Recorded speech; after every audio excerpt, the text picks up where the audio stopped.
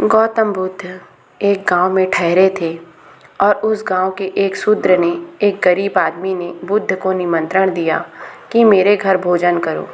भगवान ने उसका निमंत्रण स्वीकार कर लिया। सुबह सुबह जल्दी आ गया था।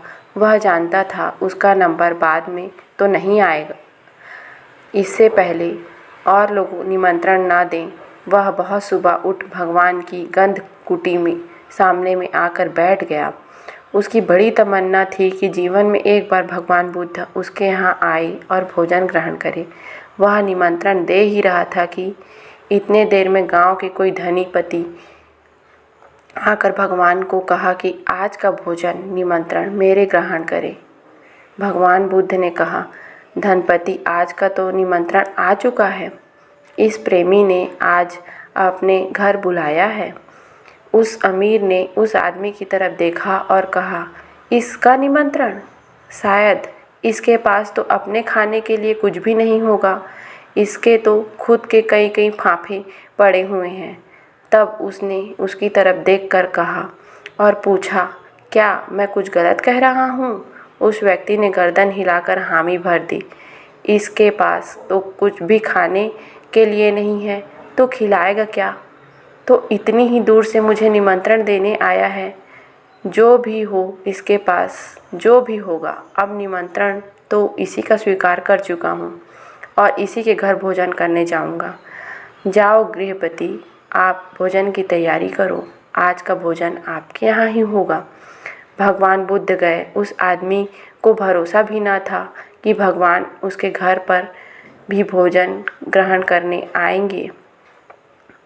उसके पास कुछ भी न था खिलाने को। वस्तुतः वह अमीर ठीक ही कह रहा था। रूखी रोटियां थी। सब्जी के नाम पर बहुत ही पुरानी कुकुरमुत्ते की सब्जी थी, जो लकड़ियों पर गंदी जगह पर इकट्ठा हो जाते हैं, उसको सुखा कर रख लेते हैं और उसी की सब्जी बनाकर खाते हैं। कभी कभी ऐसा होता है कि कुकुरमुत्ते में पॉइजनस होते हैं, जहरीला हो जाता है। सांप वगैरह गुजरने के कारण से वह ऐसी जगह पैदा हो गए हैं जहाँ जहर मिल गया, तो कुकुरमुत्तों में जहर था। बुद्ध के लिए उसने कुकुरमुत्ते की सब्जी बनाई। वह एकदम कड़वे जहर थे, मुंह में रखना मुश्किल था, लेकिन उसके पास एक ही सब्जी थी। तो भगवान बुद्ध ने यह सोचकर कि अगर मैं कहूँ कि यह सब्जी कड़वी है तो यह कठिनाई में पड़ेगा। उसके पास कोई दूसरी सब्जी नहीं है। वह जहरीली सब्जी को खा गए। उसके मुंह में रखना कठिन था। पूरी को मांग कर बहुत ही स्वाद बनी है कहकर खाते रहे और खूब आनंद से खाते रहे। जैसे ही भगवान बुद्ध वहाँ से निकले, उस आदमी ने जब सब्जी को चखा तो वह हैरान हो गया। यह क्या? यह तो कड़वी सब्जी है। वह भागा हुआ आया और उसने कहा, क्या आप क्या कर रहे हैं? वह तो जहर है। वह छाती पीट पीट कर रोने लगा। लेकिन भगवान ने कहा, तू जरा भी चिंता मत कर, क्योंकि जहर मेरा अब कुछ भी नहीं बिगाड़ सकेगा, क्योंकि मैं उसे जानता हूँ जो अमृत है। तू जरा भी चिंता मत कर, घर जा। लेकिन फिर भी उस आदमी की चिंता तो हम समझ ही सकते हैं कि उसमें अनजाने में क्या हो गया। उसे अंदरूनी तौर पर कितनी ग्लानि पीड़ा हो रही थी, पश्चाताप हो रहा था कि वह ये क्या कर दिया। पर उस आदमी को भगवान ने कहा, तू धन्य का भागी है। तुझे पता नहीं तू खुश है, तू सौभाग्यशाली है, क्योंकि कभी हजारों वर्षों में बुद्ध जैसा व्यक्ति पैदा होता है। दो ही व्यक्तियों को उसका सौभाग्य मिलता है। पहला, भोजन कराने का अवसर उसकी माता को, और दूसरा, अंतिम भोजन कराने का अवसर तुझे मिला है। तू सौभाग्यशाली है, तू आनंदित हो। ऐसा सैकड़ों हजारों वर्षों में कभी कोई बुद्ध पैदा होगा और अवसर फिर किसी को मिलेगा। उस आदमी को किसी तरह समझा बुझा कर लौटा दिया। बुद्ध के शिष्यों ने जीवन वैद्य को बुलाकर जब पता कराया कि भगवान की तबीयत क्यों खराब रहती है, तब उसने बताया कि इन्हें जहर दिया गया है।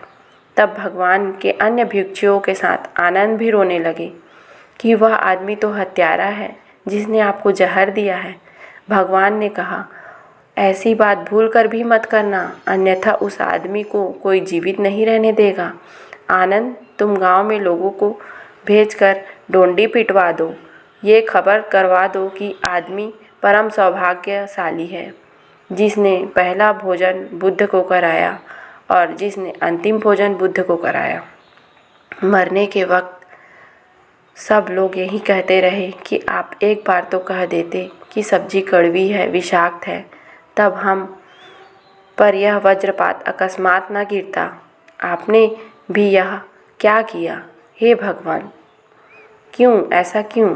भगवान केवल मुस्कुराए और कहने लगे, जानते हैं यह तो निमित्त है। कैसे जाना है? कोई बहाना तो होना ही पड़ेगा ना। यह वज्रपात गिरना तो था ही, इससे क्या फ़र्क पड़ता है कैसे गिरा। जहाँ तक मेरा संबंध है मुझ पर कोई वज्रपात नहीं गिरा, क्योंकि मैंने उसे जान लिया है जो अमृत है, जिसकी कोई मृत्यु नहीं होती। तो दोस्तों, भगवान बुद्ध से सीखें गलतियों को कैसे माफ़ किया जाता है। गलतियों को माफ़ करना सीखना हमारे लिए बहुत ही ज़रूरी है, क्योंकि हम एक नॉर्मल सी दुनिया में रहते हैं जहाँ लोग कोई ना कोई गलती तो करते ही हैं। तो गलतियों को माफ़ करिए और आगे बढ़िए, यही गौतम बुद्ध की सीख है। तो कैसी लगी दोस्तों आपको ये कहानी? अगर कहानी पसंद आई होगी तो मेरे चैनल को लाइक करें, सब्सक्राइब करें और ज़्यादा से ज़्यादा मात्रा में शेयर करें। तो दोस्तों, मिलते हैं एक नई कहानी के साथ। धन्यवाद दोस्तों।